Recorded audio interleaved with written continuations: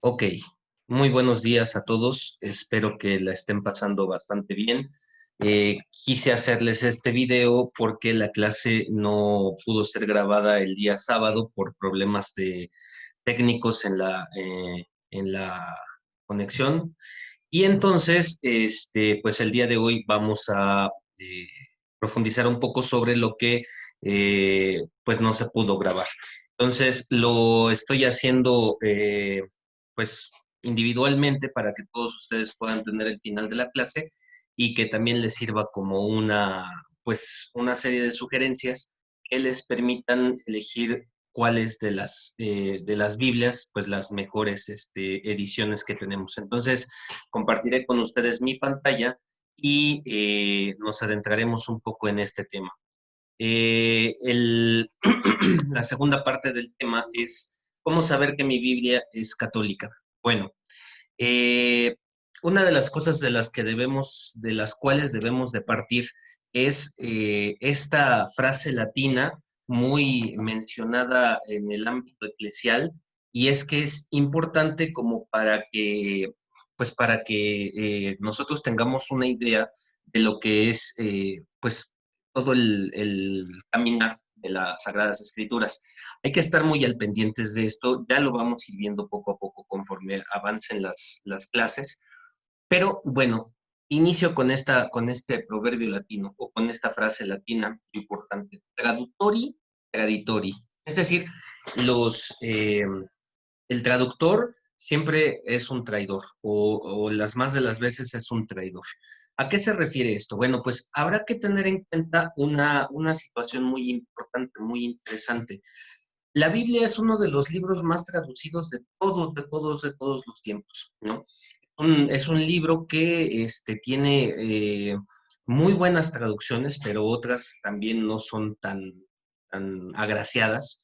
Y hay unas que sí transmiten un mensaje que es muy apegado al idioma original, a la lengua en la que se redactaron estos escritos, y hay otras que definitivamente pues no son la mejor traducción que podamos haber visto. Eh, Hay que tener en cuenta varias cuestiones importantes, que es precisamente el origen de dónde vienen estos textos sagrados. Bueno, primero tenemos una serie de textos que son el conjunto de los textos masotéricos, que son libros que se escriben en hebreo y en arameo. Después ya vamos a irlo viendo en la clase que hay una posterior redacción cuando el pueblo de Israel está exiliado y viven un largo tiempo en el exilio. Se empieza a redactar las Sagradas Escrituras en el idioma griego. A esta traducción griega nosotros le conocemos como la Biblia de los 70. Eh, Textos obviamente no reconocidos por los judíos de ultranza ortodoxa, eh, porque pues la única lengua en la que habla Dios al pueblo de Israel es el hebreo y el arameo. Entonces, gran parte de los textos que se escriben, en específico 7 libros que se escriben, los deuterocanónicos, no son aceptados por los judíos de ortodoxos. Sin embargo, la Iglesia Católica toma precisamente de esta traducción de las Sagradas Escrituras, pues todos estos libros. Y entonces en el 382, el Papa manda al principal traductor de las Sagradas Escrituras, San Jerónimo, precisamente a traducir, a redactar estos textos sagrados en lengua del Imperio Romano, en la lengua latina, en el latín. A esta traducción del latín se le llama la Vulgata, la cual tiene su origen en el 382 después de Cristo. Esta podemos decir que es la primera Biblia que contiene ya los textos tanto del Antiguo Testamento como del Nuevo Testamento.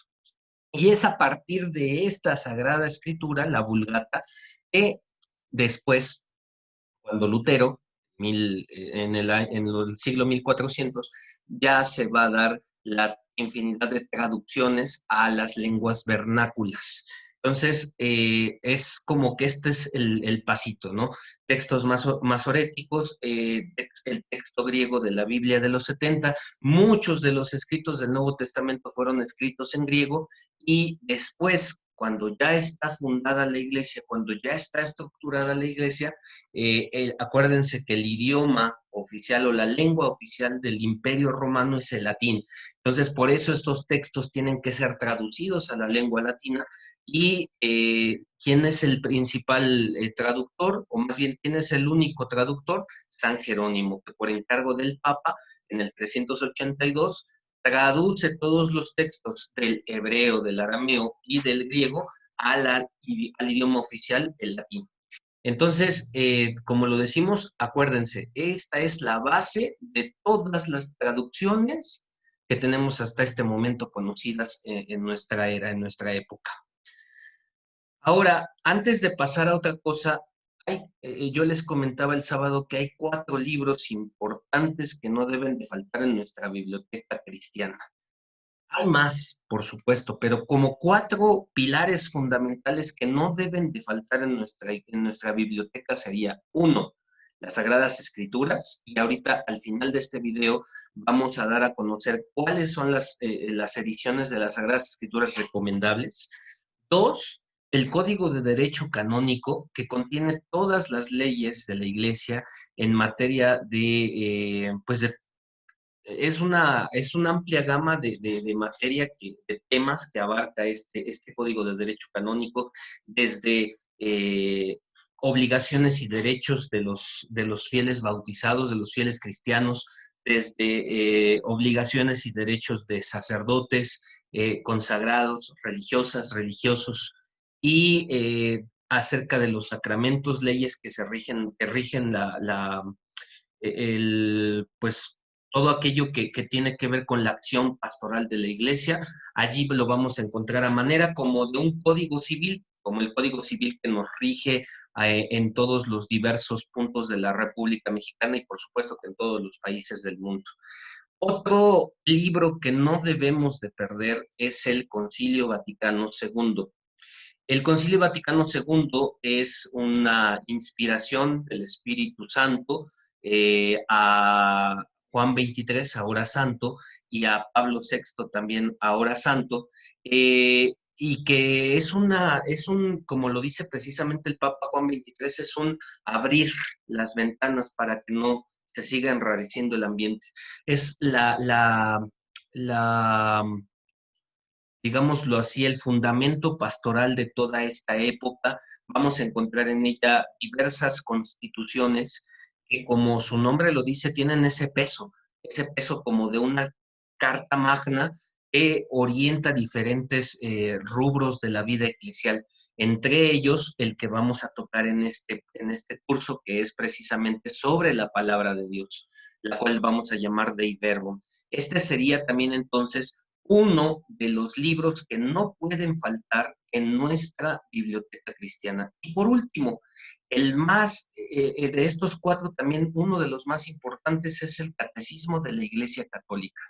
Si uno quiere saber en qué creemos, por qué creemos y qué es lo que debemos de hacer en nuestro actuar para ser santos, bueno, pues entonces allí está este gran libro de 900 y tantas páginas que nos da a conocer cuáles son los contenidos fundamentales de nuestra fe, en qué creemos. Y fuera de ello, no hay otra cosa en la que creamos. Allí en ese libro nos dan las pautas necesarias para poder vivir nuestra fe. Entonces, mucho ojo con ello. Bien, entonces, volvemos al tema de las Sagradas Escrituras y de cómo saber que mi Biblia es católica. Bueno, el primer punto para saber que nuestra Biblia es católica es saber que para que haya una traducción de la Biblia, las leyes de la Iglesia. En este libro que acabamos de decir hace un momentito, el Código de Derecho Canónico, en el número 825, en el parágrafo 1 y 2, nos explica cuáles son los puntos importantes para que se elabore una traducción de las Sagradas Escrituras. No cualquier hijo de vecina puede venir y traducir las Escrituras. Hay un aparato jurídico, eclesial, que dice y menciona cómo debe de ser precisamente esta traducción de las Sagradas Escrituras. Leo textualmente lo que dice. Los libros de las Sagradas Escrituras solo pueden publicarse si han sido aprobados por la sede apostólica o por la conferencia episcopal. Asimismo, para que se puedan editar traducciones a la lengua vernácula, es decir, a la lengua que se habla en cada país, se requiere que hayan sido aprobadas por la misma autoridad y que vayan acompañadas de las notas aclaratorias necesarias y suficientes. Parágrafo 2. Con licencia de la Conferencia Episcopal, los fieles católicos pueden confeccionar, publicar, también en colaboración con hermanos separados, traducciones de la Sagrada Escritura acompañadas de las convenientes notas aclaratorias. Entonces, esta es una cosa muy importante porque aquí se nos dice quién, o sea, una vez que se hayan hecho las traducciones de las Sagradas Escrituras, ya sea por medio de aprobados por la sede apostólica o por las conferencias episcopales de cada país. Entiéndase, para los que no estamos muy relacionados con la iglesia, las conferencias episcopales de cada país es la reunión de todos los obispos que conforman las diversas diócesis de un país. En México tenemos el caso de que no necesariamente los límites geográficos civiles tienen un obispo, no. Hay diferentes diócesis encarnadas en cada uno de los estados civiles, geográficamente hablando, y todos los obispos de toda la República Mexicana se unen en esos órganos eclesiales que se llaman conferencias episcopales. Entonces, si tu Biblia tiene la aprobación en una hoja que diga es aprobada por la Santa Sede o por conferencias episcopales de diferentes lugares, puede ser la Conferencia Episcopal Mexicana, la Conferencia Episcopal Latinoamericana, la Conferencia Episcopal Española, etcétera. Entonces, ya estamos hablando de un texto aprobado por las leyes o los órganos o las instituciones eclesiásticas. Ahora, como lo vemos, también hay Biblias que son traducidas a través pues de colaboraciones y puede ser, no está cerrado, la colaboración con hermanos separados. Entonces, mucho ojo con ellos, sí, pero siempre debe de haber una licencia de ya sea la sede apostólica, que es Roma, o la conferencia episcopal, que es pues la conferencia que rige en cada lugar o país. Muy bien.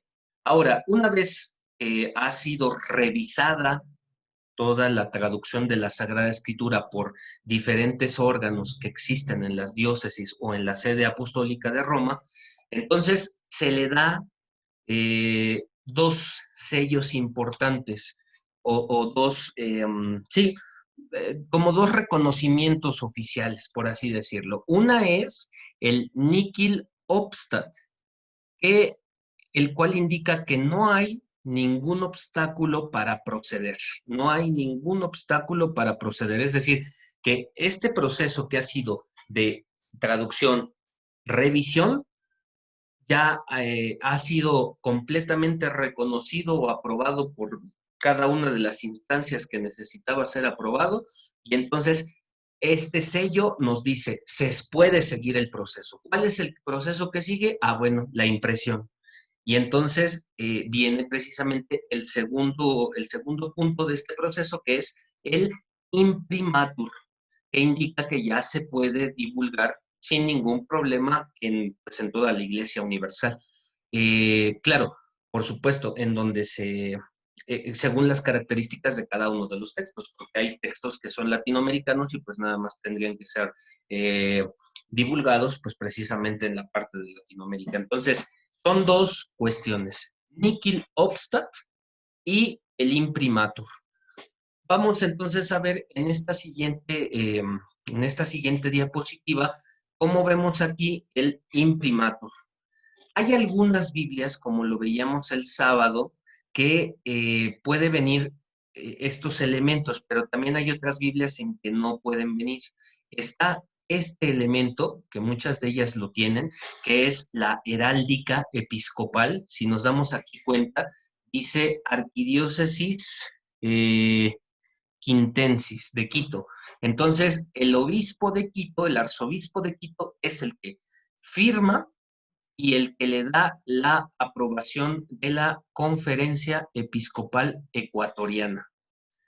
Y luego, nuevamente viene hasta aquí abajo otra vez el nihil obstat, es decir, nada impide que se continúe con el proceso, y lo da Alfonso Zimmermann, y el imprimatur, que lo da el arzobispo de Concepción, Chile, Manuel Sánchez. Ahora, veíamos que esto puede que esté, pero también en algunas Biblias puede que no esté. Entonces, hay algunas Biblias que nada más dice Conferencia Episcopal de tal lugar. Y ya con esa cuestión se intuye que la Biblia es católica. Entonces, mucho ojo con ello a la hora de comprar sus sagradas escrituras. Entonces, espero que quede claro con esto. Y lo último, o sea, ya vimos que es traducción, aprobación de la sede apostólica, aprobación de alguna conferencia episcopal. A lo mejor puede venir el nihil obstat y puede venir también el imprimatur, pero el principal punto, fíjense en esto, el principal punto es que toda Biblia católica debe de contener 73 libros sagrados. A diferencia de las Biblias protestantes, muchas de ellas solo manejan 66 libros, porque le quitan los 7 deuterocanónicos. Entonces, mucho ojo con ella. Cuando compren una Biblia o cuando les regalen una Biblia, revisen, porque esto tal vez sería como que el punto medular principal, en dado caso de que mi Biblia no tenga el nihil obstat, en dado caso de que mi Biblia no tenga el imprimatur. Entonces, ¿qué es lo que me va a dar la, la certeza de que es una Biblia católica? Que tenga 73 libros. Recuerden, las Biblias protestantes solo manejan 66 libros. Ok, ya para terminar este momento, quiero hacerles algunas recomendaciones de Sagradas Escrituras. Y me parece importante que por su traducción, por su buena traducción, ustedes puedan tener para pues su lectura personal, para su intervención en los grupos parroquiales a los que pertenecen, o pues para un estudio más profundo como el que tal vez vamos a hacer y que después ustedes ya quieran ir profundizando más. Entonces, la primera de mis recomendaciones, sobre todo para aquellos que son catequistas, es esta Biblia, la Biblia de América. Si se dan cuenta, es la editorial PPC.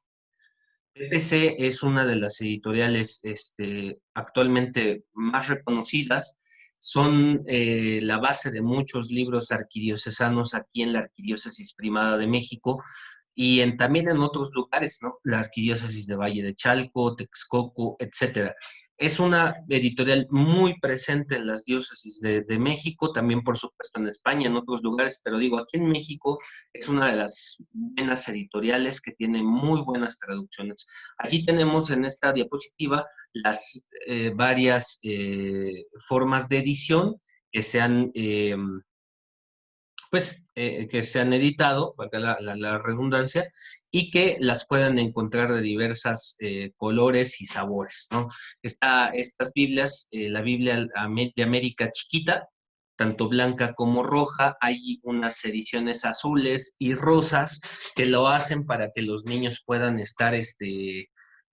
manejarlo en el momento del catecismo, Hay otras más grandes, pues que está como la Biblia de América, letra grande, la Biblia de América de la Casa de la Biblia y la Biblia de América, la didáctica. Esta también es muy, muy buena, la Biblia didáctica, porque a la par de que vamos leyendo la Sagrada Escritura, nos va explicando a detalle, a lujo de detalle, a través de mapas, a través de explicaciones, pues todo lo que tenga que ver con las Sagradas Escrituras. Otra de las Biblias, tal vez para un estudio más profundo, es la Biblia de Jerusalén. Esta es una Biblia muy, muy, muy, muy buena. Te la recomiendo ampliamente. Es la editorial de Desclés de Bruguer, así lo, Desclés de Bruguer. eh, Tiene diferentes presentaciones. Hay una Biblia de Jerusalén con texto muy españolizado, que es como la que vemos en su lado derecho, que es la cafecita. Hay otra que es la Nueva Biblia de Jerusalén, que también es una edición, pero todavía más, más reciente, y pues que la podemos encontrar en muchas librerías católicas, Buena Prensa, Paulinas, inclusive también en PPC se vende, bueno, en todas estas casas de libros católicos las podemos encontrar. Y por supuesto, también yo les recomiendo la Biblia de Jerusalén latinoamericana. De estas dos, de la Nueva Biblia de Jerusalén y la Biblia de Jerusalén ilustrada, encontramos todavía palabras como muy españolizadas, como el vos, vosotros y todas estas cosas. En la Biblia de Jerusalén latinoamericana, pues vamos a encontrar un lenguaje más de nuestra región, de nuestras costumbres. Entonces, ¿cuál de ellas está bien usarla? Cualquiera de las tres, o sea, no hay ningún inconveniente en ello. Nada más la cosa es que, pues, ustedes decidan en qué forma de castellano quieren leer las Sagradas Escrituras.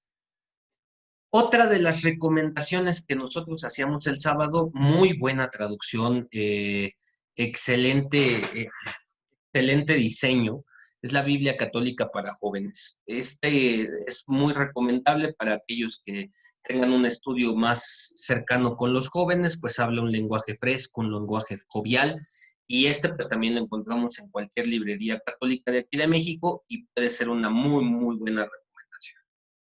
La otra es de el padre Alonso Shekel, es la Biblia del Peregrino, la Biblia de nuestro pueblo también. Es una muy buena traducción, muy a la forma, al castellano de forma latina o al español latinoamericano. Y pues también podemos utilizarla. Tiene un muy buen aparato crítico, y por aparato crítico me refiero a las letritas chiquitas que están hasta abajo, que nos dan como muchas explicaciones concretas y muy, muy, muy acertadas de la interpretación de la palabra de Dios. Entonces también son otras de las recomendaciones que podemos hacer para nuestro estudio bíblico, inclusive para eh, pues para nuestra intervención en los diferentes grupos en donde nos encontramos. Y por último, esta es tal vez, si ustedes van a hacer una inversión importante en este momento para comprar sus Sagradas Escrituras, esta es la más recomendable. Es una Biblia completamente reciente, tiene un año de que la publicó la Conferencia Episcopal Latinoamericana. Muy, muy, muy recomendable. El texto o la impresión es, pues, la sencilla es, digamos, no es tan cara, o sea, cuesta entre 300 y 400 pesos, y la Biblia de pasta dura llega a costar hasta 600, creo, si no mal recuerdo, 600, 700 pesos.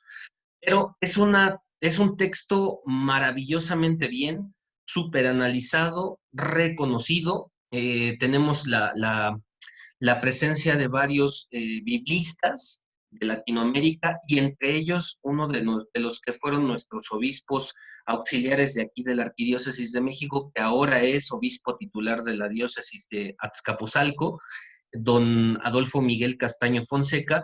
Este es un texto maravilloso que ampliamente recomiendo para que lo tengan en su biblioteca, y pues que puedan también hacer su lectura personal y y pues su estudio también personal. Esta es una joya, la verdad es que lo debo de reconocer, es una joya que nos puede servir de mucho y que yo les recomiendo ampliamente que si están a punto de comprar una Biblia, cómprenla. Esta, esta es también de PPC, que en unión con la Conferencia Episcopal Latinoamericana la han sacado, como les digo, hace apenas, no tiene mucho, tiene un año, año y cachito. Y es una de las joyas más bonitas y más importantes de nuestro tiempo para poder adquirir. Muy bien, pues espero que este video sirva para las personas que no pudieron estar con nosotros, que sirva para que ustedes puedan pues conocer un poquito ampliamente más de cerca las Sagradas Escrituras y pues les deseo a todos un muy, muy, muy feliz día. Que Dios les bendiga, cuídense mucho y nos vemos pronto. Que estén muy bien. Hasta luego.